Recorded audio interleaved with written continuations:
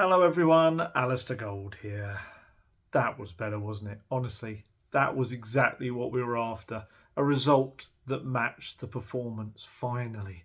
Goals, clinical finishing, individual performances that we can kind of discuss in depth. So many lovely facets to that game. Praise the Lord, honestly. It came exactly the right time as well. They were just starting to kind of seep into social media, these little kind of miserable tweets and bits and pieces of people starting to already lose the faith. I saw a really good tweet, though, someone did put out. I can't remember who did it now, but it was something along the lines of everyone's calling for a massive kind of rebuild of the club and an overhaul of everything within it. And it's happening, and people kind of started to actually lose patience in the rebuild that they called for. Yeah, I know some of the players are still there, which is what I think upsets people the most. But ultimately, I said it in the last video, Ange Postecoglou has ripped that club apart from the inside. He's trying to build something very new and exciting. And, you know, you saw some of the football yesterday was just sublime. When it clicks, and that's what will happen more and more as they get used to it, you're going to see more games like that. We kind of said amongst us in the media guys, we'd said, media guys, journalists, whatever you want to call us, we'd said that someone was going to be the end of a tonking. It was going to happen. The Spurs were going to click, and they were going to kind of score a lot of goals. And to be honest, could have been 6 or 7 yesterday. It really could. It was that good a performance. I've got to add, of course, the caveat that Newcastle were knackered. They were. That's been the same 11 they've played for the past 5 games. But, of course, if anyone's going to be comparable in injury lists, it's Spurs and Newcastle. And I think the difference, and Postecoglou mentioned it in his presser, to be fair, I think it was having the ability to just bring in Richarlison and Sarr. And that was it. As simple as that. 2 players right through the centre of the team. And Newcastle just didn't have that. Spurs just managed to get a couple back just when they needed them. And it just gave them this freshness straight through, like I said, the spine of the team. And that made a huge difference. So I'm hoping, I haven't had too much of a look on social media since, but I'm hoping that's dampened down some of the disquiet and people kind of getting a little bit, I think, look, I understand the frustration that it was 5 results without a win. Absolutely. I can understand the frustration within that. But I would still hope within those 5 results, bearing in mind one was a draw at the Etihad with a terrific second half, I'd hope that people still saw the direction that Spurs are heading in, even in those 5 results. Yeah, I think if you boil it down, it was like a couple of crap halves, wasn't it? Against Wolves and against West Ham as well. And Villa, almost, it's kind of more like a bad 15, 20 minutes or so. But, yeah, I'd hope you could still see the direction they were going in. And it was just weird when you're seeing people tweeting out stuff like, go more direct. Why are they tippy-tapping it around? Knock that ball long if you need to. And it's a bit like, have you been watching or listening to anything that's been happening at Spurs in the past, 5 months or so? It's all about getting rid of that and creating this really entertaining brand of football that brings success. So they've got to build on it. You know, this is one result to kind of end that little run of poor results. But obviously before that, 10 unbeaten, top of the league, 3 Premier League Manager of the Month trophies or awards. We can't call them trophies. They don't count as trophies. I almost got a little bit annoyed at it. And you know what I'm like? I do get annoyed. You've heard me go on rants. And actually, that reminds me, last week I said, I think it was last video I did, I said something along the lines of, first time I've said Alistair Gold in a video, crikey, that must sound rubbish. Without realising, as people quite rightly pointed out, I say it at the start of every single video. What a moron. What an absolute moron. I completely forgot that. Despite the fact that I say it every time. So yeah, I think I did get a little bit like, maybe dispirited is a better word than annoyed at just kind of how quickly people had lost patience, which is just a shame because this has always been Tottenham's problem, is losing patience, is constantly chopping and changing managers, changing direction, changing types of managers, which, what kind of football are we going to play this week? And I think Spurs finally found an identity. And it's one that, honestly, other clubs, they had a little bit of taking the mickey in recent games. But I think that's because they know that Spurs are going to become a threat. You look at the silly results that have come. So, Spurs absolutely dominated Aston Villa and should have, scored a boatload. Emery and Watkins both admitted at half-time that first half should have been out of sight. End up losing, and then Villa go and dominate City, and then they go and beat Arsenal. Whereas Spurs should have won that game, so they should have beaten the team that went on to then beat these other two big teams. And I know it doesn't always work like that in football in the different tactics, but I just found that interesting. And even West Ham, Spurs somehow managed to lose to West Ham, gift them 2 goals, and West Ham then go and get absolutely smashed by Fulham. Was it 5-0? Even some of the other results were weird. I can't remember what it was now. There was a little triangle of results where everyone was beating everyone 4-1. Was it Chelsea beat Spurs 4-1? And maybe Newcastle beat Chelsea 4-1 and then Spurs beat Newcastle 4-1? Something like that. I can't remember. But it just shows you how kind of mad it is that even the games that Spurs have kind of played really well and lost, if they'd won, I can't. Because I can start thinking about where they'd be. We were having this discussion yesterday, Guesty and I. Where would Spurs be in the table had they not lost Van de Ven and Maddison? Oh, it's honestly, I can't even think about it because it's it's fine. It's still early days. I don't want to get too carried away anyway. Again, this is one game and it was very good, and now they've got to continue that on the kind of game on Friday night where Spurs would go and normally mess it up. So they've got to kind of show that they've turned this little corner in terms of the results. But like I say, it was kind of what everyone needed, though. The people in the stadium, the fans, had watched 3 in a row that they'd lost there, and Spurs this habit of going 1-0 up and losing the game, which had happened in all 5 of those matches. I think it's happened in the last 10 games. They've gone 1-0 up. Obviously, the last 5 are the only ones that brought defeats or a draw since Brentford. And Arsenal. But yeah, it was good to see that kind of finally brought to an end, and then the 1-0 became a 2-0, and then it became a 3-0, and then it became a 4-0, and then 4-1. We'll talk about that as well. And do you know what? The other thing about it, the football was beautiful. It was. If you kind of it was like a team of 11 Dele Allis at points because he just kept wanting to nutmeg the Newcastle players. I don't know what that was all about, but it was fun, and the crowd kind of just loved that. But there were so many. Someone who actually sat and watched and counted them, it would be great to know exactly how nutmegs there were. How many?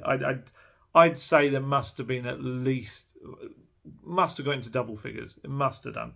Bassoon was doing them, Sarr was doing them, Porro did one on the edge of the box before a shot, I remember that.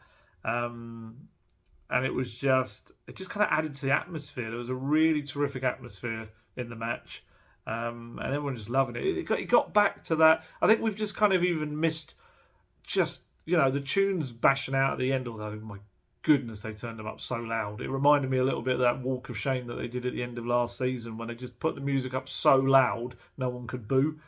Whereas this time they're going to be up so loud and everyone wanted to cheer and kind of and sing and dance. But it was nice to see that again. And Postecoglou going over and kind of having his chant and the Robbie Williams song as well, just as he was leaving and waving. It was just great to have that atmosphere back again.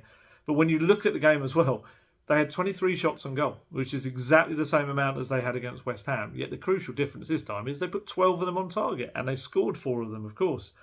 Martin Dubravka made 7 saves, and they were some proper saves in there as well he had to make. Brennan Johnson hit the woodwork twice, left-hand post at both ends of the pitch.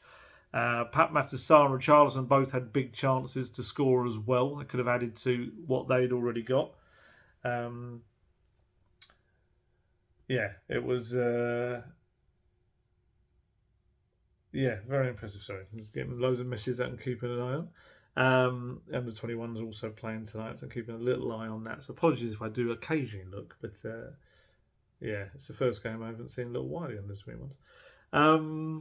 the beauties of Spurs play, I guess. But yeah. So plenty of chances, loads of chances. Could have easily been 6 or 7. I don't think Newcastle could have complained. I saw Phil McNulty in the BBC report from the game. He obviously mentioned the injury problems, but also mentioned that, quite understandably, the Newcastle did have £100 million of attacking talent on the pitch, in Gordon and Isak as well. Yet couldn't find a real way through until Spurs again gifted them. That's been the biggest thing. We'll talk about the defence later on, and it's just giving teams these gifted goals. There should have been so many more clean sheets this season for Spurs. I'd love to know, again, another number that someone better at stats than me would be able to work out is how many times Spurs have just gifted the ball to the opposition in the final third. And yes, that's going to happen because of the play and the possession, the way they try and play around the press. But some of them have just been daft, like Højbjerg's pass. I didn't actually notice it at the time, purely because, just to kind of take you into the mind of a journalist at a match, essentially, as it gets towards the end, we are so much got our heads down and writing. The bulk of our writing happens towards the end of the match, because you're having to shape the starts of your stories, the main narrative thrust of the story, rather than just the details that you can kind of pepper in. Towards the end, you have to really kind of start shaping everything you're doing. So we're kind of looking up a little bit more and up and down than we are earlier, especially in the first half. So yeah, there are little points sometimes towards the end of the games where I'll see a snapshot of what happened, or maybe sometimes a majority, but I'll just miss one kind of maybe thing that happened, like a main point, and I completely didn't see that it was Højbjerg that passed it. So I actually was a bit more generous to him in my rating. So as I've said before, I don't often ever change my ratings, but on reflection, having seen, I always watch afterwards everything that happened, and saw that Højbjerg played a pass, I knocked one off him, because it was the kind of pass that it wasn't really anything to do with the Postecoglou style. It was just a poor pass. It didn't matter where that was on the pitch. It wasn't good. So yeah. So it was good though. It was good overall. That's just a kind of a small little kind of postscript at the end of it all. And all 4 goals right out of the Postecoglou playbook. Obviously, you'd have heard me say many times way back in the summer when out there in, Perth, Bangkok and Singapore, watching the training sessions, which is one of the biggest, coolest things about the tours, as well as going to the places. But you get to actually watch a full session in each kind of country. So watching them for an hour and a half to 2 hours, really kind of flying in everything they possibly kind of do, and in full, and not kind of just saying for the crowds as well. You see a lot of what they would do in their normal sessions, added with a little bit of pre-season. And one of the things I kind of noticed was this constant drill of someone in the middle switches the ball out to the flanks, either the fullback or the winger, zooms up to the byline, and then they play this very low, fast ball into the 6-yard box where the centre forward has run in and taps it into the net. Or sometimes other players, they'll rotate. So the wing backs will do that. They'll run into the centre. Sometimes the one of the other wingers runs in and does the same.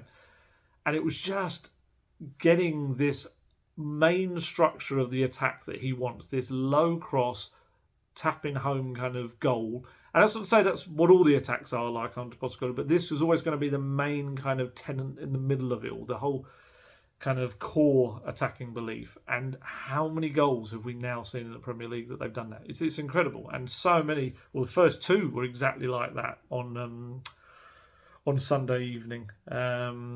Honestly, they would just run through on a loop and loop and loop until it became instinct in them. And you saw it. I mean, the first goal was so Postecoglou-like, because you had both fullbacks playing inside. You had Porro would come inside, pass the ball to Udogie, who was they were like this close together. It was so close. Udogie takes the ball, spreads it out wide to Sonny. Sonny gets to the byline, absolutely roast Trippier, which unfortunately for Trips became the theme of the evening. Gets in there and knocks it straight back to Udogie, who has sprinted in unmarked to score his first goal for the club, which obviously is fantastic. First goal for the club comes very handily in a week when he's about to sign a brand new deal.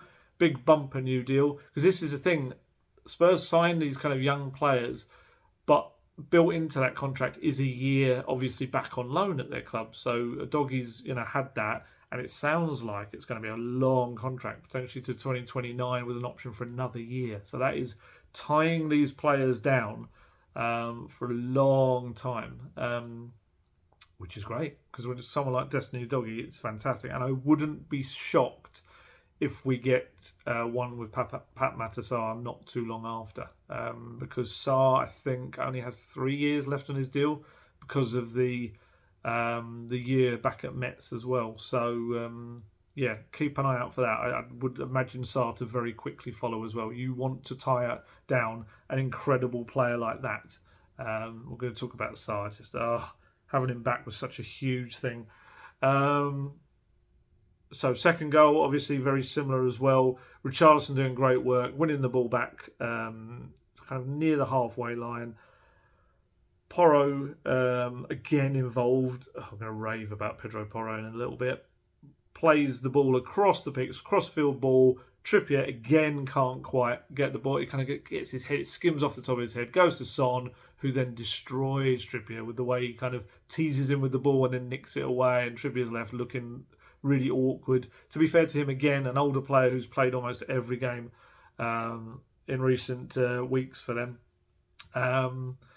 And plays the ball in. Richarlison, really lovely kind of finish, opens his body up, puts it in the far corner. His first goal with his feet for Tottenham. It didn't even dawn on me until this week that every goal he'd scored had been with his head for Spurs. Third goal, absolute beauty. Porro, lovely ball over the top. One of those that if it was Kevin De Bruyne did it, you'd be seeing every outlet going, raving about it. Diagonal ball. I actually felt Richarlison took it was a difficult ball to control, but he takes an ever so slightly heavier touch than he probably wanted. But that worked beautifully for him, because it kind of caused Dubravka rushed out and then was slightly out of position, and so he was able to kind of cut the ball back across between his legs straight into the goal. And in the fourth goal, Porro again, lovely ball through the middle.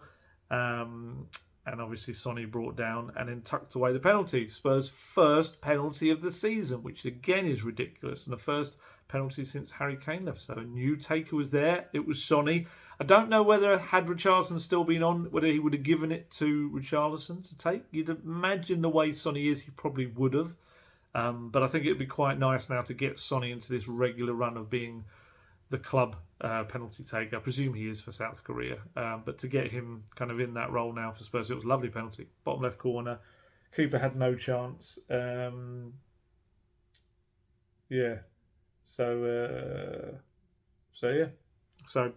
all good. Sorry, and keep an eye on the team news for the under-21s. Oh no, it's going to stop playing it. I don't want it playing. I don't want noise in the background. So Porro incredibly involved in everything, and the difference in Postecoglou was amazing. Last week, just a couple of days before, I was telling you about how he was raging and all of this. I'm looking at him on the touchline, and he's loving it. It's as close as you're going to see that 58-year-old man getting to kind of football ecstasy. And it sounds weird the more I said it. That's why I deliberately put football in there rather than just saying him in ecstasy. He did this thing at one point when I think it was their third goal, as Porro is kind of coming towards him after the pass and Richarlison finishing, kind of sticks his tongue out and Postecoglou really low down, almost to his chin, a bit like the hacker, the New Zealand rugby players do. And yeah, it was quite kind of disconcerting, especially for a guy who's so kind of, it's not too serious, but you know what I mean. He's quite...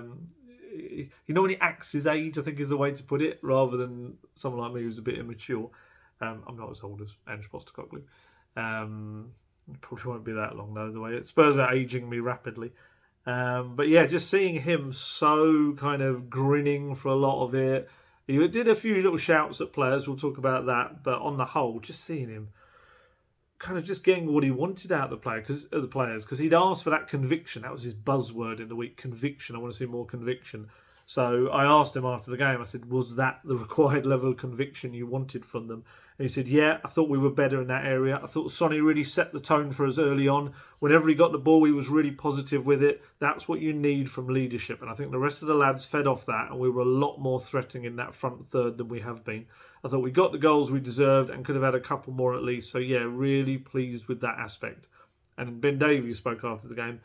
Ben Davies, who did a brilliant moment of defending early on when it was 0-0. He raced back, showed really good pace. Ben Davies has got more pace than I think I often kind of give him credit for. You don't often see it because I think maybe when he's got players kind of going the other way, coming at him, then he maybe finds that a little bit difficult, as most players do against pace. I mean, Carl Walker struggled with Brennan Johnson, didn't he, at the Etihad? But I think with Davies, actually in a flat kind of race going back, he's not as much of a slouch as maybe I thought he was. So he races back. The ball's put across. I think it might have been Gordon. I'm trying to remember who it was. Played a pass across, and he just gets the loveliest sliding touch to knock the ball against Isak and away. Had he not done that, it was a goal. And it would have been a very kind of different start to the game and atmosphere as well. So he was speaking after the game and he said about the match, it was a very good performance. I think it's a result that's overdue, to be honest. We've played some good football in the last few games and maybe just lacked that final product, that bit of luck. I knew I'd lose our place as soon as I looked up there. That little bit of luck. The rub of green going our way, but today was nice. Everything seemed to click. We played good football throughout and very happy with the result. We just had to keep the belief. We were gutted after the last few results. I think as a squad, we're buying into something. You can see that. We're dominating games. We've had a lot of the ball, but it just didn't come. It would have been very easy to come out here today against a good Newcastle team and say, all right, we're going to play with two banks of four, defend, and try to nick 1-0 and see how it goes. But it showed a lot of character to come out and play the way we did. We completely dominated that game, and when we scored the first goal, it didn't feel like we were ever going to lose. And yeah, it didn't. It didn't actually. I think, despite the fact that 1-0 hasn't been a particularly safe scoreline for Spurs in recent weeks, it didn't really feel like they were going to lose. I think there's something about the atmosphere and the way they kept relentlessly attacking in the way Postecoglou wanted. It didn't feel like that. And like I say, ends that little run, which is good. And I think also in terms of the league table, kept them in that top five, which has got that little gap now. Behind the Spurs, they've got 3 points, I think it's to Man U. Man U have got a far inferior goal difference. So there's that little gap now. Little gap, I said it like that. That little gap. And obviously, you know, they go to Forest on Friday night and get another result. You're starting to kind of... That pack does start to pull away a little bit, which is no bad thing for Spurs, especially if, as is hoped, it ends up being the top five in the Champions League next season. So, yeah, obviously the big kind of couple of big performances. Actually, there's quite a few big performances on the night, but obviously the one I'm going to start with, although I wouldn't say it was man of the match. I think for me, probably Sonny was the man of the match, but a terrific performance, and just what he needed was Richarlison. Probably the best performance I think he's had for Spurs for me. He's had a couple of good ones, but this one for me was really, really good. And it's the one he's been waiting for. Look, it's been very clear. It's been made very clear by both Postecoglou and Richarlison himself that he was really struggling with this groin injury, the pubic bone injury. And it's something that's been kind of hampering him since last season. And I guess having that fixed, it wasn't the greatest time for Spurs, but it needed to be done. I mean, I was told that he was like even struggling to swing his leg and have a shot. You know, it was that bad. And to get that fixed, to come back and be able to play without the restriction, and Postecoglou even said ahead of the game that you can see he's moving a lot freer.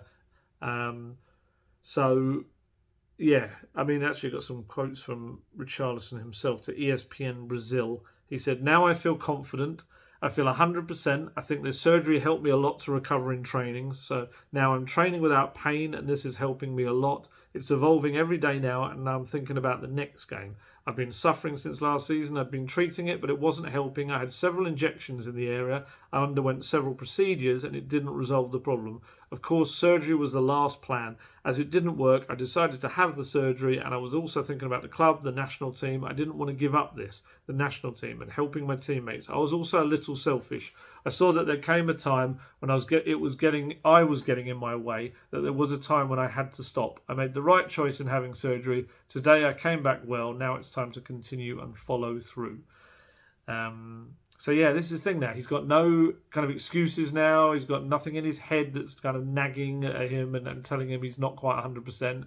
He can just go out there and, I guess, do what he hopefully did. Do what he did on Sunday. Hopefully now going forward, and we'll see the best of Richarlison. I really hope so, because I think the other thing about yesterday's game also was it was the first time he was going to come up against either of the two players from the Footballers Football podcast, obviously Callum Wilson and Mikel Antonio, who both, let's be honest, kind of trolled him a bit. They mocked him. They were taking the mickey out of the fact that he'd taken the shirts off for when he'd scored the goals that never were, the ones that were ruled offside. He got himself booked for certainly one of them, didn't he? He got a yellow card, and yeah, they were just taking the mickey out of him, essentially having more yellow cards than goals and things like that, or something along those lines, and the fact that he was only one card off a suspension, and it was all very unnecessary, wasn't it?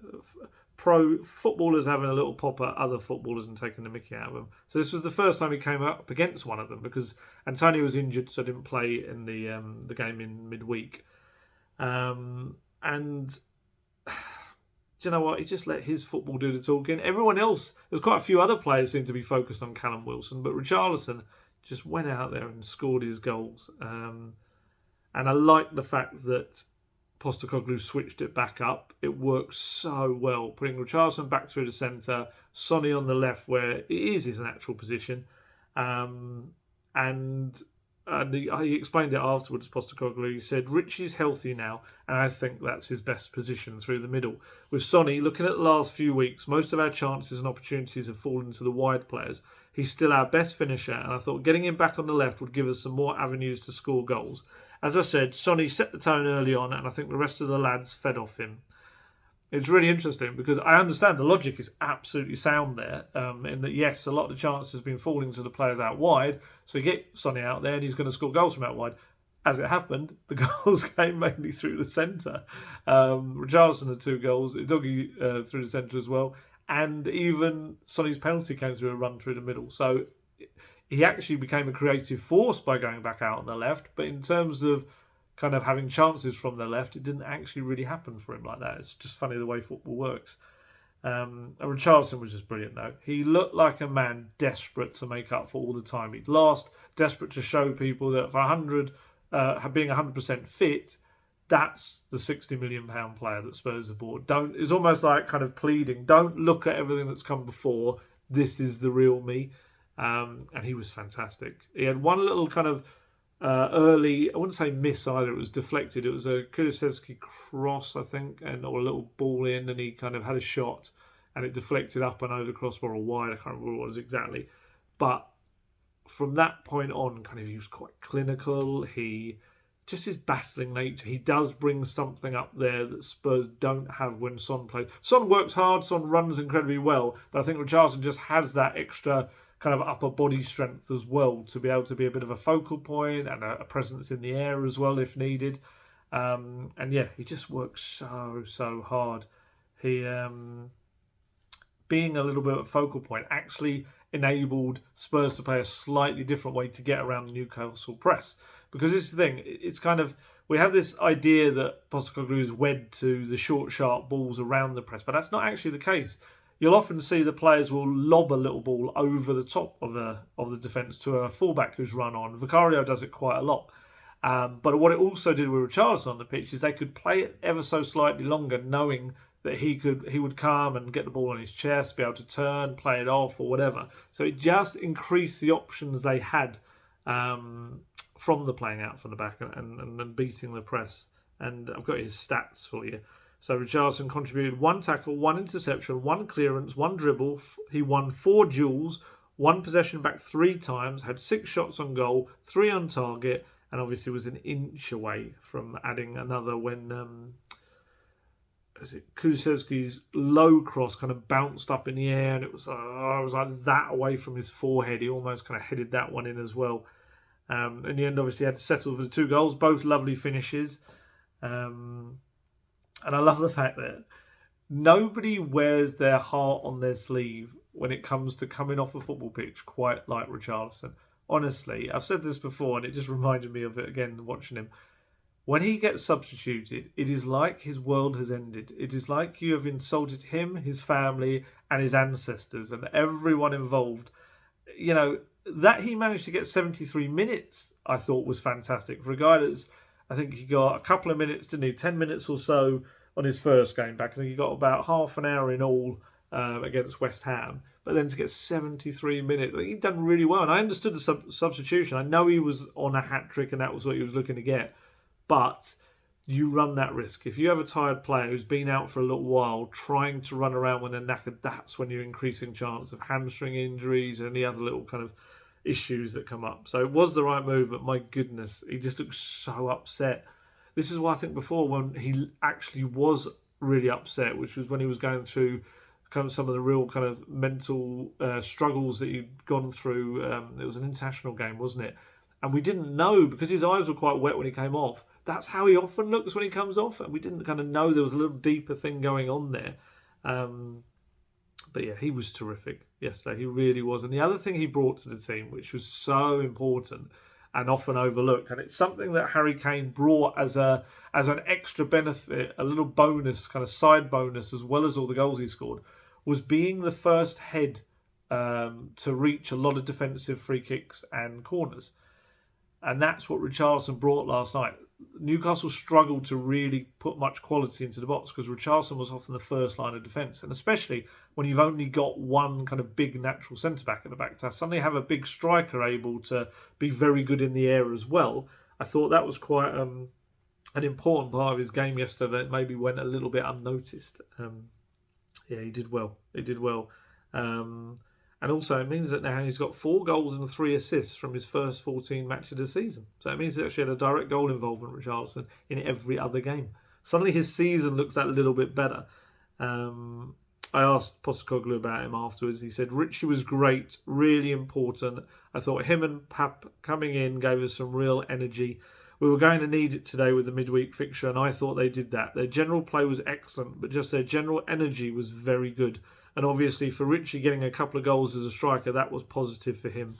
He was important for us at the start of the year too, but he wasn't fully fit. I think you could tell he was kind of restricted with his movements. At times we had to play him out wide just to get him through games. Since he's come back, it's fair to say he feels a lot better physically, and I think that's helped him mentally as well. It's great for him to get 2 goals today, but it wasn't just his goals, it was his general work rate, energy and physicality. And actually, one of the people you can thank for pushing Richarlison to get his surgery was Sonny. Because Sonny actually had a word with him. Because you might remember Sonny had a lot of pain last season. It was a sports hernia injury, I think, his one, that he got fixed. So, yeah, if you've got anyone that kind of knows, don't just play through it. It doesn't actually help you out. It's Sonny. He said after the game about Richie, I'm really happy for him because he had a similar pain to me. He just decided to have the surgery late. I kept telling him, do the surgery because it helps you a lot. And today you could see his movement is so much smoother. And the way he fought for the balls and for the goals shows the way he runs is far smoother. So I'm really happy for him. Those 2 goals can help the team performance and give him more of a boost for the team. And Sonny was also asked about the decision by Postecoglou to switch him and Richarlison on the pitch. He said, I think the gaffer probably has a different idea to play against deep side. And it's just my feeling, but I think he wanted to just create more quality balls inside the box. Richie is obviously doing a great job when he's inside the box. And I think he's doing a better job than me when he's in the box. He's a proper striker. And that made it was the Spurs play crew. They started to really laugh when he said that because of the fact that, Sonny's scored 10 Premier League goals this season. He's proved he is a proper striker. He's scored so many goals in the Premier League. And he just looked completely confused. Like, why are they laughing? Why are they kind of cracking up at this? And yeah, it was because of that. And He said, "I'm ready to play anywhere the gaffer wants me to because the whole career I was playing on the left wing. It's a comfortable position, but around me the players were helping me a lot. Decky was doing a fantastic job. Richie and Destiny, all the players around me were fantastic in helping me." Yeah, I just realised my video might be ever so slightly diagonal today. Make it look like I'm on a boat. I don't know, maybe. You can kind of sometimes tell by the level of the sofa behind me. I can't tell. Well, I'm sure you'll tell me in the comments anyway. But as long as you can hear what I'm saying, that's the most important thing. You don't need to watch it at all. Yeah, but Sonny was brilliant. Sonny was absolutely fantastic for me. One of his best games. He had some cracking games this season, but for me, this was one of his best. 2 assists and a goal.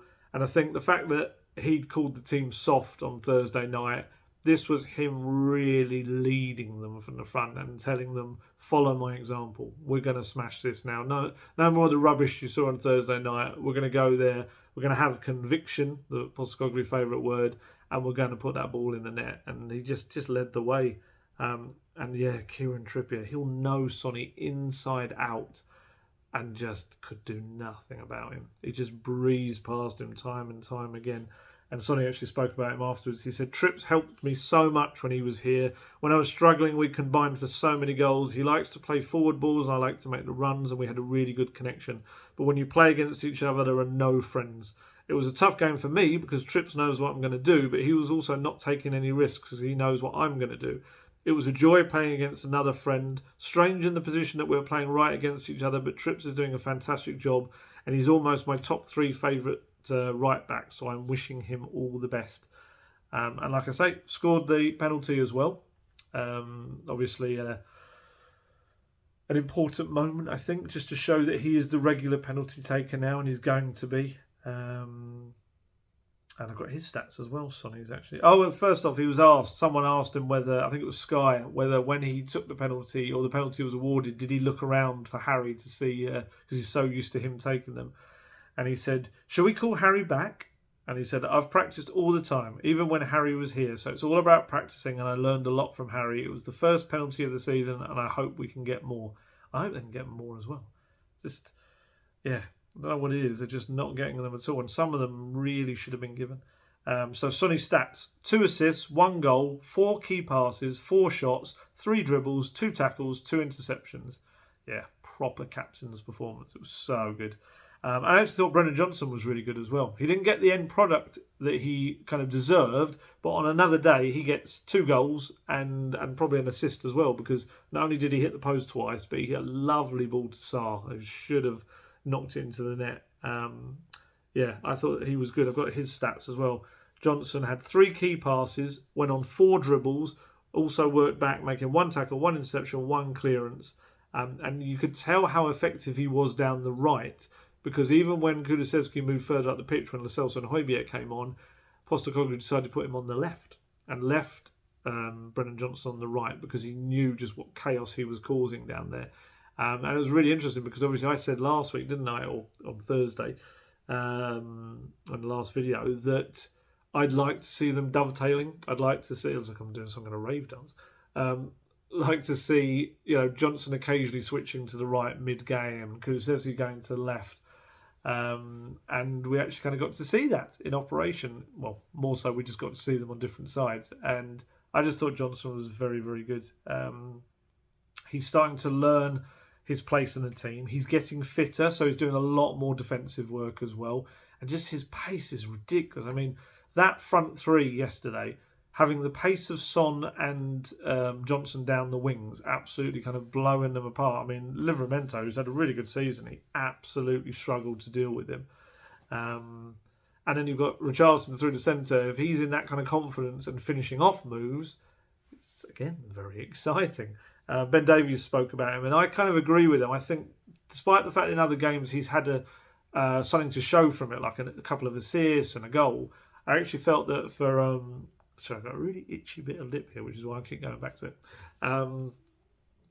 For me, even though he didn't end up with kind of those assists and goals that he probably deserved on this occasion, I felt his overall performance was the best that we've seen so far, and Ben Davies said similar.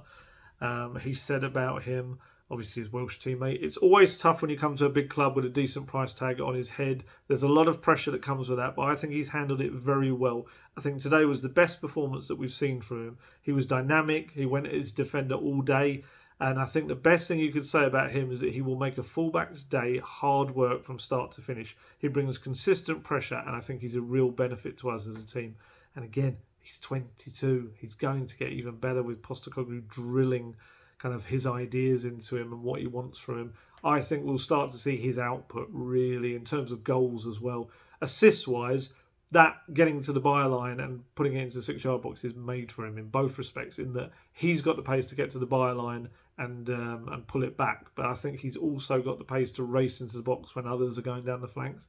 So, yeah, I'm sure you will, but keep an eye on Brennan Johnson. Honestly, I think he's going to pay back that transfer fee and then some. And then there was another young man who played incredibly well. That was Pat Sarr, back in the fold. He was just so good. He really was. I mean, I've got all his stats here somewhere as well. Where is it? Where we are. It's just mad. It's like he's got a big Duracell long life kind of battery somewhere installed in his system, because again, even more impressive than Richarlison, I think, for him to do 73 minutes. I think he only got about 9 minutes the other night, having come back from a few weeks out. And I don't think it's any coincidence that during Sarr's time out, I think some of Spurs' iffiest performances have kind of, in terms of kind of having that momentum later in games and closing things out, hasn't been there. And I think it's kind of maybe gone under the radar that Sarr has actually been quite an important miss, because I think other players play well when he's kind of in between them. I think he makes them play better, Basuma being one of them. And I've got Sarr's stats here where I did find them. 2 key passes, 4 tackles, 1 interception, and of course he should have scored early on as well. Postecoglou absolutely fell for Sarr in pre-season. You could tell there was a real kind of a bromance. I don't think Postecoglou's ever had a bromance with anyone probably, but he just kind of realised what he had in Sarr and just what he can become as well, and it just grew over pre-season. The more we kind of asked him about him, the more he spoke about him, and kind of this real kind of almost passion, as much as you're going to get as in terms of passionately excited about what he can bring as a footballer as well. I think just because he's born to play the Postecoglou number 8 role, he's just got the movement, the energy, but also the attacking sense to know what to do with the ball. And this, for me, I could see the difference between him and Højbjerg. When Højbjerg came on, I noticed something that Sarr's got that maybe he doesn't, and that is when Sarr plays with the ball at his feet, everything is instinctive. It is. So when the ball, a good example was the move for the shot that Johnson had that hit the kind of the left-hand post and bounced out in the second half, was that Kulusevski and Sarr did this beautiful link-up where Sarr just instinctively backheeled it into the path of Kulusevski again. And I think that's the thing. And this is not to run down a Højbjerg who's got his different kind of attributes. But I think with Højbjerg, there's just those little moments where he has to have an extra, just a thought or a touch, and just before he does something with the ball. It's not every time. Sometimes he plays some lovely first-time stuff. But the majority of time, he just takes that little beat, that little moment to think about what he's going to do with the ball. Whereas with Sarr, he's got this kind of radar. He's got this instinct of what he wants to do with the ball. It might not always come off, but he just keeps the tempo high, and that's exactly the relentless nature that Postecoglou wants. And yeah, that's fascinating to kind of see him in action and playing incredibly well. And, you know, it was a real coup when he signed in 2021. Everyone kind of in Europe knew what Spurs were getting, but maybe the progress of his development, his use under Conte wasn't quick enough. And Postecoglou just turned up and went, hello, why have you got him sitting on the shelf? What a man, kind of thing. And he's got him straight in there. What a player. And he's got him playing exactly his way, and he was superb. For me, while he was very good, and while Sonny was obviously the assist king yesterday, I did feel like, for me, Kulusevski and Porro were the chief creators. They were just ridiculous. Still say Son was my man of the match, but those two were like kind of the heartbeat of a lot of the creative moves that Spurs did. Kulusevski, I just love him in that deeper role. I just think he's so good there. It removes so much of the predictability about his play, and he loves playing there. You don't know what he's going to do with the ball. He's got the strength to run past someone. He's got the ability to thread a pass to someone as well. And it just suits him down to the ground. And it's almost a shame that Postecoglou admitted he prefers him as a winger, because I do think you're kind of missing an opportunity there. Especially that front three played the way they did. It's a way to get all four players in there. And Kulusevski is strong enough to be part of a midfield three as well. So it just keeps moving. Doesn't stop, and he, especially with a side like Newcastle, who were a bit jaded, and this big game against Milan in the Champions League this week as well. He was just like their worst nightmare. They couldn't pick him up. He was either in one part of the pitch, and they'd look up, and he was suddenly in a different side of the pitch, and that's the most difficult thing. Movement is one of the most important things in football. Everyone kind of thinks it's about what you do with the ball, but actually the movement for me is probably one of the most key things. It was like, I mean, it all goes back to Cruyff, doesn't it? And Rinus Michel's about total football. It's almost equally about what happens off the ball and where people are and anticipation, movement, and knowing the runs of other players. And that's one of Kulusevski's greatest assets, is that he never stops and stands still. He's constantly moving. And I think, as I said with Sarr, I think that's another thing with him as well. Both of them have got it. I just thought he was very, very good. I've got his stats, Kulusevski. 5 key passes. Both shots he had one on target. He made 1 dribble, 1 tackle. Had a 90% success rate from his 40 passes, and they were not short, safe passes. He had 1 cross, 1 through ball, and 1 long ball. All went straight to their targets. He just kept carving out openings for everyone. And even when it wasn't carving out an opening, he was creating space for others by dragging the defensive midfield away with him. A really, really good one for him. And Porro. Porro for me, at the moment, I was talking with Guesty about this earlier, if he continues how he's going, I think he's in line as potentially a player of the season for Tottenham this year. I can't think of many people that have been as consistently good. Sonny's obviously had a brilliant season. Other people have been in and out of the squad. Vicario obviously is a big shout for it as well. But for someone that's pretty much played in every single game, so I think if he's even missed a game, Porro, he's almost played every minute of every game as well. I just think he's been superb. And bear in mind, this was a guy, myself included, people wondered how he was going to fit into the Postecoglou team. How could he go from being quite awkwardly, in a way, a player signed for a very different manager as a wing back with a loan with an obligation to buy? You know, we've gone over this a million times about whether it was back then the right decision to give a manager who was going a very much a player who seemed set for his system, someone that was going to be a permanent big money signing, 40 million or so. But with hindsight, it's ended up being an incredible transfer, because Postecoglou came in and went, yep, that's my right back. He just immediately saw in him. Obviously, Emerson brings you certain attributes defensively, but Porro, you can work on his defence, which is what they have done going forward. He is like a cultured playmaking midfielder who happens to play on the right and also has pace and the ability to beat a man. He's got the potential to be one of the best. I saw, as in one of the best kind of right backs in the Premier League, I saw a stat just before I came on that something along the lines of, I think he's the best rated player on one of the kind of data rating, the best rated defender in the Premier League right now. And a lot of that would be about assists. I mean, look at it last night. He was involved in all 4 goals. And this is the other beauty about kind of the way he's converted, is that he's just taken to the number 10 role that the fullbacks have to do with aplomb. He's perfect in it because of his creativity and his movement and his awareness. First goal. Actually, before that, he picked out Romero with a really good corner that was hacked off the line. That should have been a goal and an assist for him. Came inside to find a doggy to start the move for the first goal. Second goal, played the ball out that Trippier couldn't stop, which went all the way to Son. Third goal, that beautiful diagonal through to Richarlison. And the fourth, the through ball to Son that brought about the penalty. So, Postecoglou having a huge bear hug after that third one, the third goal. I thought he was going to crush him. He's only little, Pedro. It was a proper bear hug.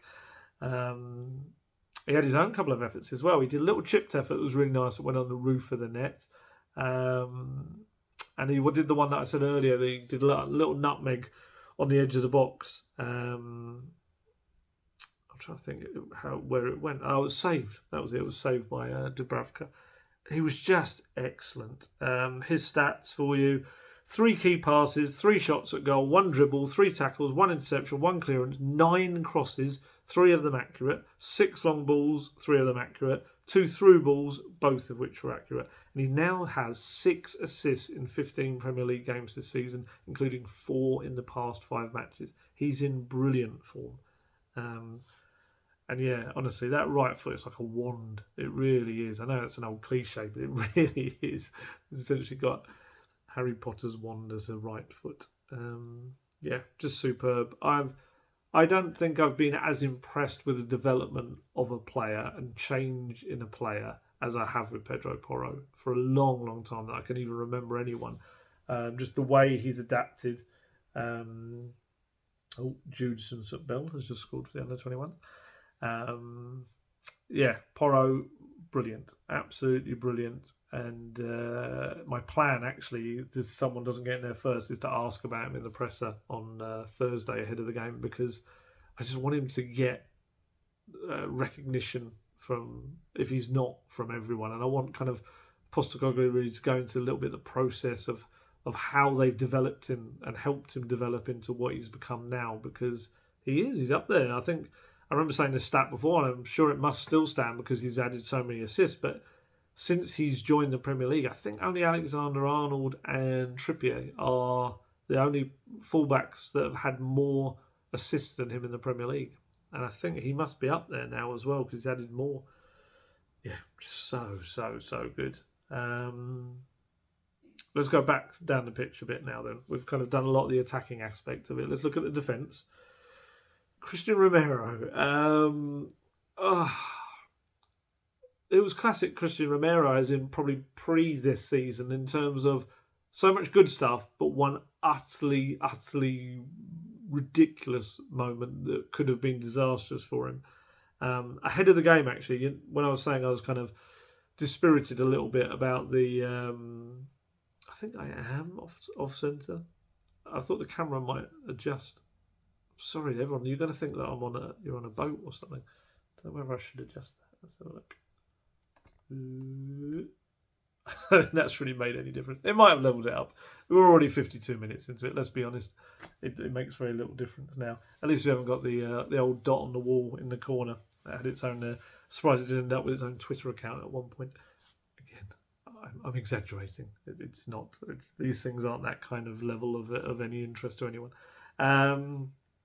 But yeah, Romero. So social media ahead of the game was a bit of a... Yeah, it wasn't great. I'd say a lot of people. Social media always skews kind of how many people it is, but there were people starting to get a little bit restless about it all, and I saw things like, he's been found out, this isn't Kilmarnock or St Mirren, and like I said, time to play in a different way, and all this kind of people giving up on the process 3-4 months in, after having been top of the table. And Romero put this really good tweet out. So Romero, his social media account put out a really good kind of tweet, Instagram, across the various ones. Whoever posts his messages for him, it could be him. It was perfect English. May have got it translated, but this is essentially what it was. It said, "Correct, learn and continue. There is no doubt that a family with ambitions is finally being built, but everything takes time. Thank you for your support. Always fans, always, all together, always." He likes that, all together, always. And yeah, it was kind of... It took a little bit of like a pot shot at those who'd been there in the past, presumably Conte especially, because we know kind of he saw this split forming under Conte. A little bit of a shot at the club as well, I think, for finally kind of trying to put something together. but mostly just a really big kind of pat on the back for Postecoglou and what he's trying to do. And it was good. It hit the right note, and I think a lot of fans underneath it had a massive likes. I mean, again, you can't judge everything by likes. It's kind of the world we live in now. But the thousands, it might have been like 20,000 likes saying. I just think anyone that maybe was heading to the game who had seen that maybe thought, oh, do you know what? Yeah, no. Let's support and let's not kind of be kind of defeatist before we'd even got in there. Maybe it changed a few kind of minds. And yeah, actually after the game he put another thing up as well. So his account had another thing up which said, I have no doubt that we're on the right track. Let's keep everything together always. Whatever happens, always together. And his return has made a big difference. I know we're going to talk about the really stupid moment that he had as well. But I do think he's made a big difference in terms of not only his presence, but his leadership. You can see him constantly talking to the players around him. He, at the end of the game, was like essentially throwing Vicario and Lo Celso away from a confrontation with Wilson that could have kind of sparked into something bigger. And his front foot defending is an important part of the Postecoglou way. Could have got another goal, like I said, with that early header. I think he's still the highest scoring centre-back in the Premier League right now. It might even be defender, but I'm going to go with centre-back just to be sure. But then there was that stupid challenge. 3-0 up, no need to do it, flies in on Callum Wilson. I do wonder whether there's a little aspect of the having what happened to Richarlison in his mind, maybe. But still, I'm sorry, you've got to be above that because you are one of the club's vice-captains and I think he got lucky. I do. I watch every time I watch the replay, I was like, ugh, and I kind of winced. And I'm thinking, oh, VAR, please don't, please don't, please don't. And they actually didn't in the end. Only got a yellow card for it. And I mean, some people have said that within the rules of the game, you can kind of work out that it's not quite a dangerous play that would maybe necessitate a red card. But it's just unnecessary. You don't need to create a scenario where that discussion is had or where VAR is looking at it. At 3-0 up especially, just you don't. It was kind of almost like ended up being a bit of a scissors tackle as well, and it was rubbish. And the thing is, gets another red. It's a 4-game ban. Can you imagine had he got that? Postecoglou would have surely gone mad. Club would have docked him probably a couple of months' pay and a fine because he would have missed 7 out of 9 matches through suspension, which should have just been ridiculous. 80 minutes in, you don't have to do it. And I mean, to be honest, even the yellow card caused him a little bit of an issue, a big issue really, because it means he's now got to get through the next 3 games without getting another yellow card. Because like Udogie, he's on 4 yellow cards, so he could end up getting himself suspended. You kind of always get to see this now, whether he was trying to get himself Christmas off or something. But he just can't afford to. Spurs don't have another centre-back. This is the problem. It's all very well kind of... It suddenly becomes a bigger issue than it normally would because you're going back to having Emerson and Ben Davies there at the centre of defence. And it's not ideal, especially against some of the teams you're coming up against who are going to be their set pieces are going to be quite important to them as well. And you can't suddenly lose a big, good header of the ball in Romero. It's down to him now really to not leave the team in the lurch. And I keep going back to the fact that before that kind of match of madness that he had against Chelsea with the 2 really dumb moments, he'd been brilliant. And I don't even think he'd committed a foul in the first 5 games, let alone get a yellow card. And now we're at this scenario where people are doubting his discipline again. And again, that might be something I'm sure Postecoglou will be asked about on Thursday in the press conference because he's got to be better than that. He's a World Cup winner. He does lead. It's really interesting. I kind of have noticed it a lot more in recent games since Postecoglou said how he is the actual leader of that kind of the Spanish-speaking kind of crew that there is within the squad. You see it even more when you look at them. He really does. They listen to him. They do. That's exactly what Postecoglou said. They all listen to him, and he is. He's younger than some of them, but what he says goes. And he can use that as such a positive, but he can also, do some dopey moments like that, which 2-0. Very nice too. So yeah, yeah, I think I had someone kind of tell me that I'm really tough on Romero, and I saw it in a comment. I can't remember if it was on YouTube or social media. I think if I'm tough on him about discipline, it's because of what a brilliant defender he is. I'm probably always like that. I probably find myself being tougher on people that I know could be so incredible. Um, and they kind of let themselves down in these little moments. And he's still developing and growing as a defender and learning. And I just can see what he can be. So yeah, these daft little kind of moments when the red mist kind of comes down, if you can get him out of his game, it's just going to be incredible. Ben Davies, as I said, alongside him, I thought he was excellent. Really, really good. Mopped up everything he needed to. That big moment early on when he kind of prevented Isak scoring from what would have been a certain goal. I'm pretty sure of it. And actually, he spoke about that moment at Spurs play afterwards. He said, it's one of those as a defender when you're sprinting back, and that's probably the worst ball in football for a defender, when you're in front of your own goal and it's slid in front of you. I knew he was there, so the reality is I have to try and get a touch on it. It's a big risk, but I think I managed to touch it perfectly, and it killed his momentum and changed everything in that moment. I think it was a big moment in the game. We were on top, and had we conceded that, you might start to feel a bit of edginess in the stadium because you're 1-0 down, even though you're playing well. But it came at an important time and kept the clean sheet at that moment for 90 odd minutes of the game. Next time he's talking about the clean sheet there, but that's actually, he's very modest, Ben Davies, normally. So for him to actually admit, he's always modest. So to him to actually admit, okay, that was a big moment in the game. It's good, and I think people are so easily and quick to criticise him that I think when he does something like that, I really kind of hope people notice it. Because I thought he played really well, and I think he just benefit from having a regular, proper centre back partner alongside him. He's playing in a role that he can kind of play in a back three, but he's very much learning how to be a centre back in a back two.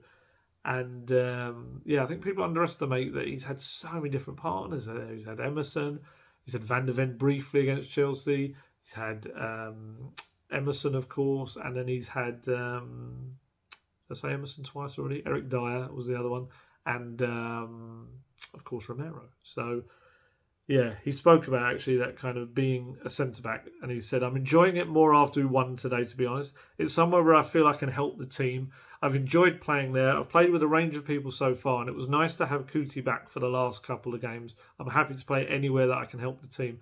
I think that's why I always bristle when people lump Davies in there.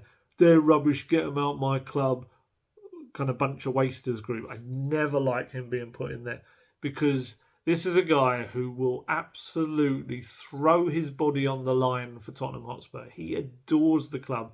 And it's not just about that, though. I can already hear people going, yeah, but he's not good enough. He is good enough to be a really helpful squad player at Spurs.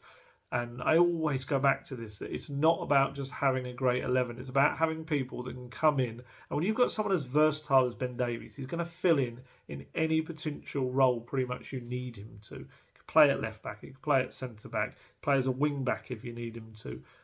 He's just going to put his body on the line for you at every possible moment. And yeah, at times he might come up a little bit short against some top players, as most fullbacks do. But I actually think if you probably looked at how many kind of times he's come off better in games and looked at his probably average rating, I'd love to know his average rating on some kind of data website like Who Scored or something across his career, because I'd imagine he is probably one of the steadiest players in the Premier League. He is. Yeah, he'll have the odd moment that makes kind of his eye-catching that goes wrong, but I actually think there's probably you just don't notice a lot of the good things he does. So yeah, and I know people don't like it when I kind of say how I think Ben Davies has played really well, because I just think he is. I think he's a really good professional player who has never really. I think it's even down. I don't think he has let Spurs down. I think you could say that. I think he's had moments where he's been beaten in games or the odd mistake. But to actually say he's let them down, I think there's many players in Spurs history who have let the club down. I don't think you can shove Ben Davies in that category. But hey, you know me. I'd die on the Ben Davies hill. I would. I'd always defend him because I think, like I say, it kind of the club means as much to him as I think it does to the fans, to us. Even though he had no prior connection before arriving almost 10 years ago. It'll be 10 years in the summer, won't it? Wow. Vicario. I'll talk about the fullbacks, haven't I? I've kind of said Porro was I thought fantastic. Destiny Udogie, a really good game. First goal of the season at the club for him. Vicario had probably one of his quieter matches at the back. Like I said earlier, £100 million worth of attacking talent. Didn't really test him at all. I'm trying to think of any decent saves he had to make. It was just a lot of kind of comfortable work that goalkeepers, do the basics and stuff like that. He did get a real telling off from Postecoglou at one point. I could see him going mad, Postecoglou, when it happened. Essentially, it needed to be a quick ball into the feet of Ben Davies for him to be able to quickly distribute it to other players. Vicario made a little bit of a mess of it, played it slightly behind Ben Davies, almost near the touchline. It would have gone out for a corner. Davies stopped it, but then the problem was when he turned round, he had no one to pass to. It had put him in a really kind of awkward position on the pitch with Newcastle players coming at him and nowhere really to put the ball. So he ended up having to kind of hit a lofted ball that was intercepted. And I could see Postecoglou going mad. And he waited until kind of the next break in play, or at least a point when the ball was nowhere near Vicario. And he turned and he absolutely unleashed a verbal volley at him. And you could see the Italian kind of trying to make out what he was saying. And then when he realised, he put his hand up and apologised and said, clearly it wasn't going to happen again. He had a little moment with Callum Wilson, a couple of little moments. I think, because I saw the kind of the confrontation after the final whistle, but I didn't really know what it was about until after we've seen the clips. And as long as the clips are in the chronological order, it would appear that Wilson gave him a little shove at one point when he caught a ball and then kind of gave him a grin. I don't know what happened. And then Vicario, the next time, Wilson had a header at goal, which he probably should have done better with as a header. Vicario just caught it quite comfortably and kind of stuck his tongue out at him and laughed and guffawed in his face as he went by him, which Wilson took great exception to.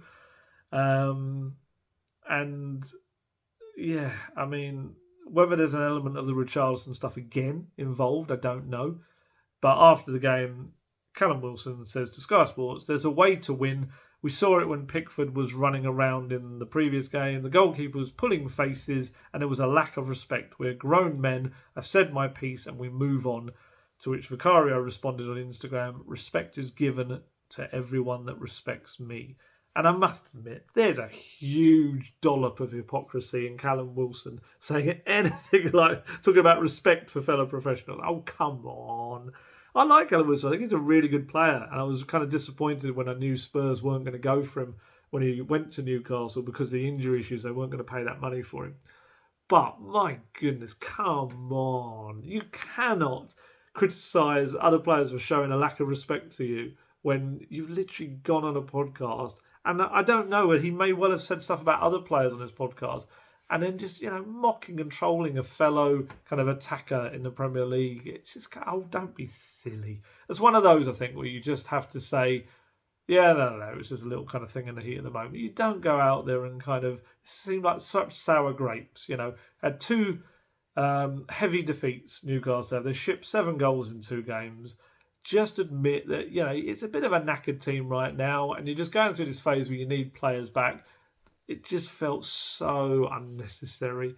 And it's just going to make people kind of, refer to that podcast immediately. And even the Spurs social media was taking a mickey as well, with Richarlison kind of getting his own back. They did. It was a photo from, if you've seen the brilliant documentary, I think it's an ESPN documentary, but it was on Netflix, The Last Dance. The Michael Jordan Chicago Bulls one. Honestly, even if you don't like basketball, it's amazing. And they use this still image of the moment when Michael Jordan says, "And I took it personally," and he absolutely destroyed the opposition. And I think it was one player in particular. And they stuck Richarlison's head on it as first social media team. Just kind of a little kind of dig at that podcast. And I took it personally.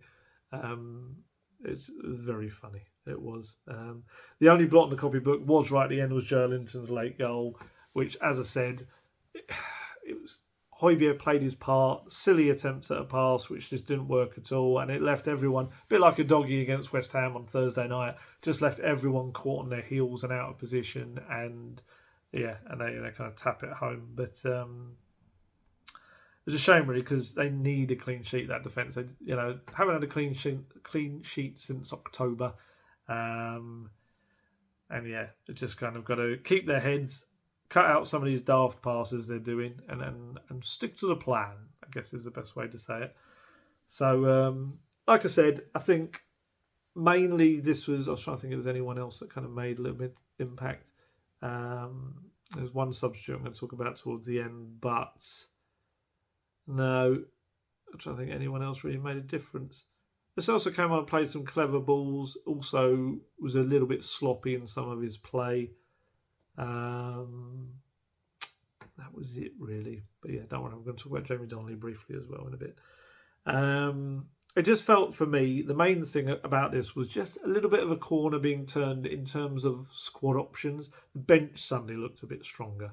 There were more ways for Postecoglou to change the game if he needed to, and like I say, it was crucial to be able to make two changes when Newcastle couldn't really make any. Or any kind of effective ones anyway. And actually he admitted this week that he admitted this on last night, that he'd maybe been a bit harsh on his Spurs players when he I'll read you the quotes. It's a really kind of interesting little bit. He said, this is Postecoglou, I've been struggling with that a little bit all week because we're trying to build something here, and part of that is through the tough periods to not allow the lads too much latitude in terms of excuses. But the reality is, and I've probably been too hard on them in retrospect, but we got decimated after the Chelsea game, and it's no coincidence that now we're getting some players back that we're starting to look a lot stronger. I won't speak on Eddie Howe's behalf, but I can see what he's going through. And in this league, if you have one or two key players out, you're going to struggle. You mentioned Maddison and you mentioned Mickey van der Ven. He actually said James and Mickey. Still being out, but you missed out Bentancur. How important Perisic was, and when we won those games late on in the season, he was the one providing. And Manor Solomon, I could go on and on. It sounds like excuses, but that is the reality of the Premier League, and you don't need too much analysis to see why in the last few weeks we haven't been as conclusive in our results as we were earlier in the year. And when I analyse the performances, I've asked guys, and I don't know how many positions Deki Kulusevski has played in, or Ben Davies is turned into a centre-back now. We had Emerson at centre-back. So all these kind of things, there is some logic as to why we slipped a little bit. In the Premier League, if you slip a little bit, that's enough. And hopefully we're coming out the other side, and just having Richie and Papi back today, making those two changes after a midweek game, and Eddie couldn't make any changes, I just felt we had more energy and legs, and we needed it today. I think that for me sums up a little bit why I think I was getting a little bit frustrated with what I could see on social media, because the reasons that it was happening, the little dip in results, was so clear and they're so obvious. And I saw people even kind of trying to do down the injury stuff, like, oh, we're only missing Maddison and Van der Ven now. It's like, no, it's everything. Perisic is a great example. Being able to bring Perisic on late in a game and the quality he was bringing from that left-hand side, putting balls into the box, is massive. And also Bentancur, he didn't have him before, but then you've got Bentancur back, who's going to be an amazing midfielder in the Postecoglou system, and suddenly you've lost him. And Solomon as well, a couple of assists against Burnley. You've got people that are creating goals and helping, change that scoreline. And I just think it was so easily kind of written off, the injury thing. It was like, it was accepted early on, and then it started to become a bit like, but we're bored of hearing about that. We just want wins. And that frustrated me a little bit. But I get it. I get where the frustration came from in terms of the results. I think especially when everything had been going so well and it suddenly felt like, oh, is it falling apart? And it's like, but it's not. It just really wasn't. Fate isn't going to allow Postecoglou kind of to have all kind of sunshine and roses, because it looks like he, at this point in time, maybe he's going to lose Chris Davies. He certainly hasn't been entirely convincing in thinking it's not going to happen when we've asked in the last couple of days. Obviously, Chris Davies wanted, his assistant head coach wanted by Swansea, who wanted him this summer, and it didn't happen then. Postecoglou called him outstanding on Friday in his press conference, and said the decision lies with him, the 38-year-old. And the good thing about Postecoglou, in a way, is of course it's a good thing. It's not in a way, it is. He takes real pride in developing coaches as much as he develops players. He loves it. He loves to see them go on and become managers and do everything. Interestingly, I saw Harry Kewell might end up going to Yokohama F. Marinos, his Postecoglou's former team, and becoming their manager, having kind of maybe going to leave Celtic to do that. So he will love that. And with Chris Davies, it's a great opportunity for him going into a Championship club and a club at Swansea that he knows well. You know, he's got a background with Swansea, and they play the kind of possession-based football that he adores, Chris Davies. And I just keep hearing so much good stuff about him. Everyone behind the scenes says what a kind of strong, kind of leading character he is, and how much he's loved the Postecoglou experience. And so he's clearly going to take that with him if he goes to Swansea. Obviously, one approach rejected, and I guess it's about finding the right figure for all concerned as well. And as I said, I think in the previous video, the benefit at least is that Postecoglou has this habit of having new coaching staff everywhere he goes, knowing how to very quickly get his philosophy across to new coaches. So then, yes, if he brings in another new coach and he loses Chris Davies, he should be able to absorb it maybe better than some coaches who have long time kind of staff that they take everywhere with them. So, yeah, we'll see what happens. If I was to go with my gut right now and the way Postecoglou's acting, I would think that maybe they're going to, he might we hear something about this week and he might head off. It might be a late kind of U-turn. Davies might hear something he doesn't like and decide that he wants to continue this experience. But I think it's just one of those that's maybe too good an opportunity for him to turn down. And then, of course, you have the kind of the decision over whether Matty Wells steps up as an assistant manager, as he's been previously in the past for Scott Parker at 3 clubs, I think, Fulham, Bournemouth, and maybe in Belgium as well. Or you've got Ryan Mason. This is the weird thing about Postecoglou's kind of team of coaches this time, is apart from Mile Jednak, who's still learning the game, all of Chris Davies, Wells and Mason are quite young, but have had incredible experience already. You know, Mason obviously was a caretaker manager at 29. Was he 29? And then 31. Like I say, Matthew Wells is very young. He's early 30s as well. And he's kind of been at all these clubs as an assistant as well. And Chris Davies only 38, but he's been at Leicester as Liverpool as an analyst, Liverpool as an analyst, Leicester as a coach, Celtic as a coach as well, I think, with Brendan Rodgers. Just tons of experience. So, yeah, he could feasibly kind of just continue to promote them and bring in another young coach, or he goes for someone that's a little bit, has that kind of extra experience, maybe someone in their early 40s, I don't know, or just has been around the game a lot. But ultimately, it's got to be someone that has the same mindset as him and is very willing to take on his very extreme styles, I guess. And he was asked about it after the game. George Sessions from PA Sport asked him about if there was any more he could say and whether that was Davies' last game at Spurs. He said, mate, I have not thought about that. Not for an instance. I doubt Chris has as well. We will deal with that when the time comes. This is a Premier League, and if you're not in it 100%, if you slip a little bit, you will pay a price, and our focus has firmly been on a strong performance tonight and getting a result. Not that it means anything, but Chris Davies was absolutely launching himself into the celebrations after every goal. It doesn't mean anything, but I just thought I'd say it, just so you knew. Yes, I was going to mention the other moment that occurred as well that I really wanted to big up.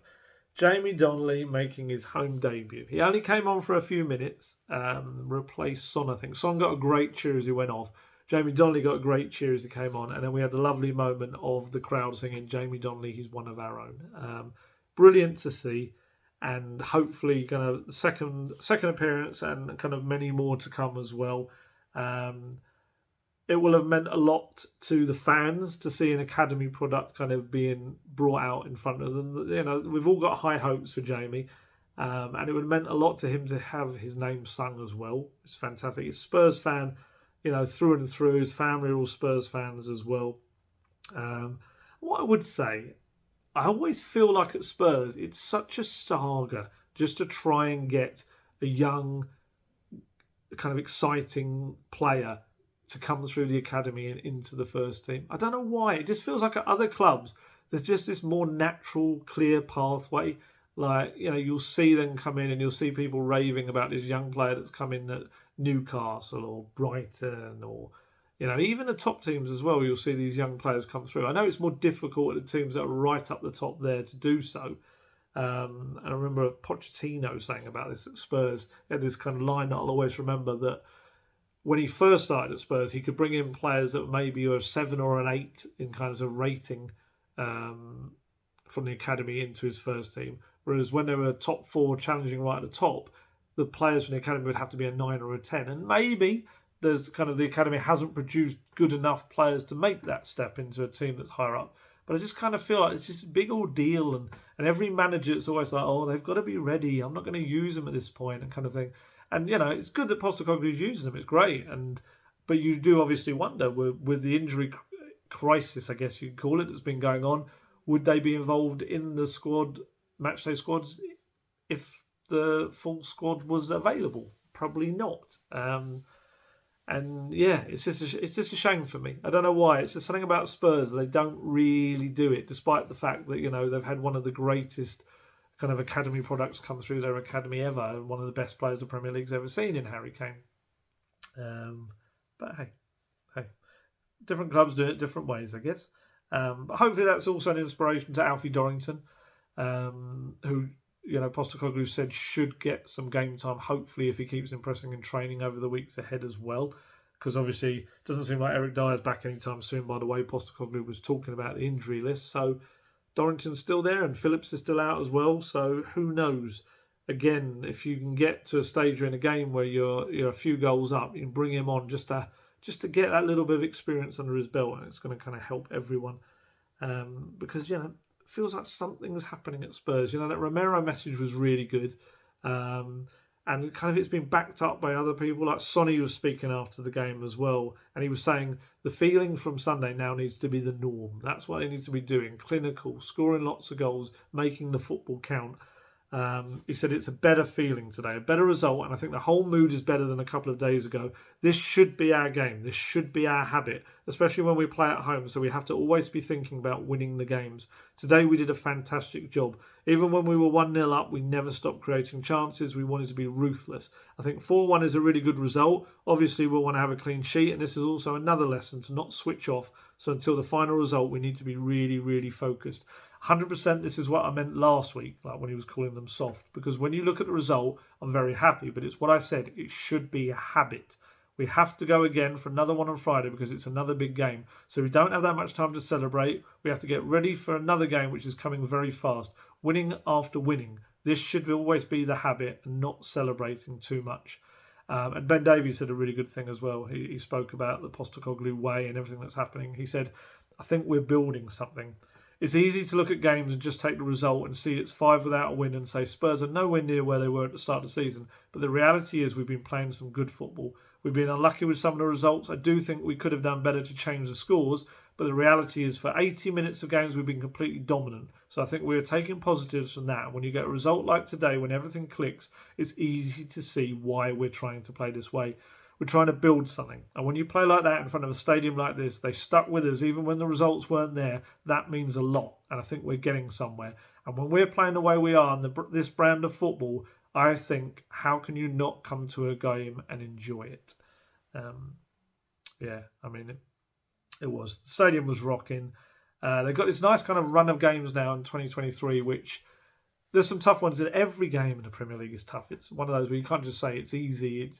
But there are a run of games where maybe they're games that Spurs would be expected to win. Obviously, Brighton away is going to be a particularly difficult one as well. But the games when Spurs, if they can keep this confidence and momentum, they can really go into 2024 strongly.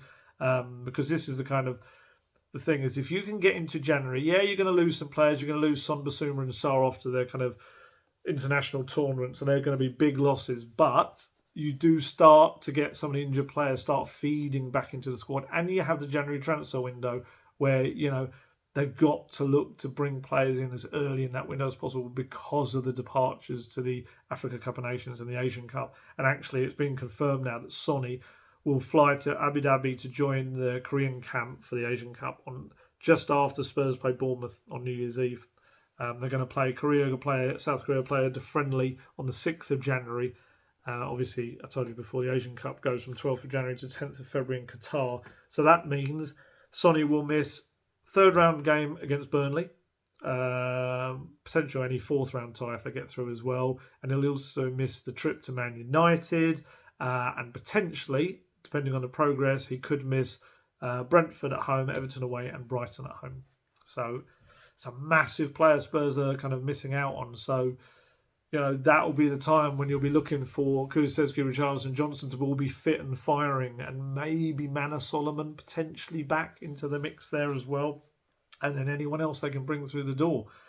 They need to, like I say, I think those absences put a bit more pressure on trying to get plans in place to get players in before January really kicks into. You can maybe get through the FA Cup game, but I think by the time, definitely by the time that the trip to Man U, I think you'll be looking to not only have a few players back, but have one, maybe if not two new faces in the door. It's easier said than done.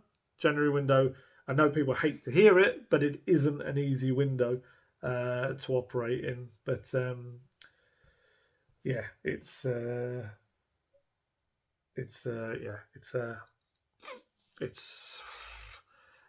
just so important. It really is. Right, I'm going to do a very quick loan roundup before I go, because I know people like to hear about what's going on with certain players. Troy Parrott, absolutely smashing it. Excelsior Rotterdam. Scored another lovely goal. Have a little look on Twitter. It's on there. Or the highlights. I think Eredivisie you can find quite easily on YouTube. Lovely run. Takes the ball into his path. Finishes it left-footed inside the right-hand post. He's now got 2 goals and 2 assists in his past 4 starts, 5 goals and 2 assists in his past 10 matches. He's really, really doing well there. Big decision, I think, over Parrott this coming summer. Deal till 2025. I don't know whether there's an option to add another year or not, but at the moment, certainly 2025. He actually benefits, I guess, from, because he's Irish, obviously, he's got an EU passport still. So technically, I think that's not going to restrict him on where he can go, and some kind of clubs will have limits on non-EU players as well. I think, a decision has got to be made on him. I'd love to see Postecoglou have one last look at him, because I think he's going to end up this season with a real kind of glut of goals. If he can stay fit, he could be up there among the Eredivisie top scorers if he goes at the rate he's currently hitting. Keep an eye on Troy Parrott. Really delighted for him. Only 21 years old and he's doing very well. Joe Rodon still smashing it at Leeds. Big performance. They won 2-0 at Blackburn. Clean sheet. Leeds Live, I looked up their kind of player ratings. They raved about him. Said he was tremendous. Gave him an 8. He's just been excellent for them. He really has. I presume he'll go there permanently. Jed Spence made his comeback. He had 8 weeks out with a knee injury, a couple of games unused as a sub, came on as a left back in that game for Leeds, did really well. Daniel Farke had a little bit of a kind of a debrief with him on the pitch afterwards to discuss in the 20 minutes what he'd done and what he'd done well and what he needed to do better. So hopefully that'll be a big kind of push on for him now, having got back into the run of things and the fitness and everything. It's a really, really, really good for him. Tongi Ndembele, unused sub for Galatasaray at the weekend. Technically Friday, I think maybe it was. So not good for him. Sergio Reguilon, a couple of came on at half-time against Chelsea and played quite well as they won that game, but then was pretty awful, along with most of the Man United team, as they lost to Bournemouth at home. I think the Manchester Evening News gave him a 4 in their ratings for that. Said defensively non-existent for that. Japhet Tanganga still hasn't played a single competitive match yet for Augsburg. I can't imagine that loan continues after January, which is a shame for him and the Spurs, because there was an option to buy in there, and one that would have been quite easily triggered, I think, had he been playing regularly, but not happening at the moment. I've said before, kind of the reasoning behind that is they want to cut down their squad size. They've got a new coach that plays a back four instead of a back three, which means there's about 6 centre-backs all fighting for 2 spots, and Jaffet, obviously, having been out for much of the season thus far with his knee injury, is not kind of in the reckoning right now. Dane Scarlett also struggling for game time, hasn't played in the last couple of games, been an unused sub. As you know, and it shows I read the comments, someone actually made me completely rethink what I was saying about Dane Scarlett, because they were spot on. Because Dane played in the Carabao Cup for Spurs, he cannot play for another club this season. So it's not a case of call him back and send him somewhere else. He would be playing for a third club this season. So yeah, I've asked around, and that's absolutely the case. There's no kind of workaround by the sounds of it. So the option is either he sticks with Ipswich and hopes for kind of, I guess, injuries there or a drop in form for other players and gets his chance, or he comes back to Spurs and is kind of just involved in the squad. Personally, if those are the 2 options, I think he's probably got more chance of game time at Ipswich. Ipswich is just flying high. That's the thing with him right now. I still think it's good experience for him, but they're flying so high, there's not real much need for Kieran McKenna to change it up too much. And I guess any moments he does get, he's got to grab them and do probably a little bit better than he has done. He had a late chance. Last time he came on, he had a late chance, which he maybe should have buried, and he didn't. So Postecoglou will decide, no doubt. You know, if he feels like in January with Son going away, maybe he needs that little bit of extra cover. Because Valise, he doesn't seem to trust enough to give more than a couple of minutes thus far, but he really raved about Dane Scarlett before he kind of sent him out on loan, because he kind of feels like he's going to be a really big kind of player for the club, and obviously it gave him an entire half against Fulham as well. So it's got more game time, probably, maybe more than Valise has, and he's not even at the club, maybe, as in this season. So that's Dane. Alfie Devine's currently out. He's got a little injury that's kept him out the last couple of games for Port Vale. So hopefully he'll be back soon. Did a little interview I saw in the Daily Mail with him, talking about Postecoglou. I had a little chat with him in the summer. And just about how kind of it was a good opportunity to go out on loan and develop. I had a good chat with Alfie in the summer as well. Not saying that mine was better than Postecoglou's, but just I had a really good interview with him out in, I think it was Singapore. Really lovely young guy, and just got a world kind of not world at his feet, but you know he could really go on to be something special if he keeps developing. And Port Vale love him, the fans love him there. If he has a big development year, he could really come back and push. I think, you know, I talk about these players coming out of the academy, and technically I know he came from Wigan, but obviously kind of became an academy fixture for Spurs. But he could come back next season and provide a real kind of young alternative in the midfield for the number 8 roles. You know, he really could. So yeah, keep an eye on him. Obviously, he's got to get back fit first. So there you go. I think that's everything. I'm just trying to see if there's anything else going on in the background. Still 2-0 to the Under-21s in their Premier League Cup match. Yeah, I'm intrigued to see kind of how they do and whether they can keep going. Under-18s still top of their group. They had a win the other night as well. Women had a bit of another stumble. Man U, they conceded 4 against that 7 now against the Manchester sides. They've got Arsenal in midweek in the, I think it's the Continental Cup, and then the big North London derby, as in the League One, at the Tottenham Hotspur Stadium at the weekend as well. I've still got to do all my, I've got interviews that I've got to write up. I've kind of been waiting because it's North London derby focused, but I'll be putting them out this week. Honestly, please do have a look at them. I think sometimes, for some reason, fans don't want to know too much about the women's game, which is such a waste and such a loss, I do think, for them, especially as, you know, as Spurs fans at Spurs, in that you've got a women's team that are trying to play a similar style of football.